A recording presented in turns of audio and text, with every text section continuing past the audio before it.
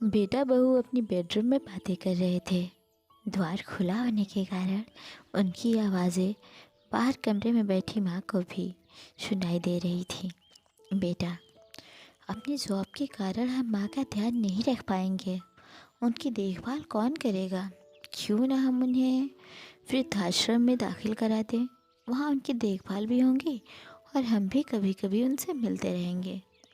बेटे की बात पर बहू ने जो कहा उसे सुनकर माँ की आंखों में आंसू आ गए। बहू, पैसा कमाने के लिए तो पूरी ज़िंदगी पड़ी है जी, लेकिन माँ का आशीष जितना भी मिले ना तो वो कम है। उनके लिए पैसों से ज़्यादा हमारा संग साथ ज़रूरी है। मैं अगर जॉब ना करूँ तो कोई बहुत अधिक नुकसान नहीं होगा। मैं माँ के साथ रहूँगी, घर पर ही ट्यूशन पढ़ाऊँगी, इससे माँ की देखभाल भी कर पाऊँगी। याद करो, तुम्हारे बचपन में ही तुम्हारे पिताजी नहीं रहे और घरेलू काम धाम करके तुम्हारी माँ ने तुम्हारा पालन पोषण किया, तुम्हें पढ़ाया लिखाया, काबिल बनाया। तब उन्होंने कभी भी पड़ोसन के पास तक नहीं छोड़ा, कारण तुम्हारी देखभाल कोई दूसरा अच्छी तरह से नहीं करेगा। और तुम आज ऐसे बोल रहे हो। तुम कुछ भी कहो, लेकिन माँ हमारे पास ही रहेंगी हमेशा, अंत तक।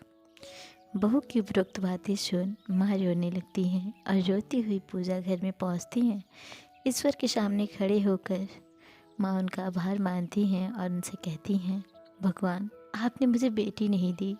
इस वजह से कितनी ही बार मैंने आपको बुरा भला कहा, लेकिन ऐसी भाग्य लक्ष्मी देने के लिए आपका आभार मैं किस तरह मानूं भगवान।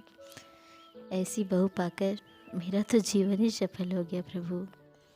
सो फ्रेंड्स, ये छोटी सी कहानी आपको कैसी लगी हमें कमेंट करके ज़रूर बताइएगा। मिलते हैं ऐसे ही किसी दूसरी कहानी में। तब तक के लिए नमस्कार, प्रणाम, अपना ख्याल रखें, अपनों का ख्याल रखें। Bye bye.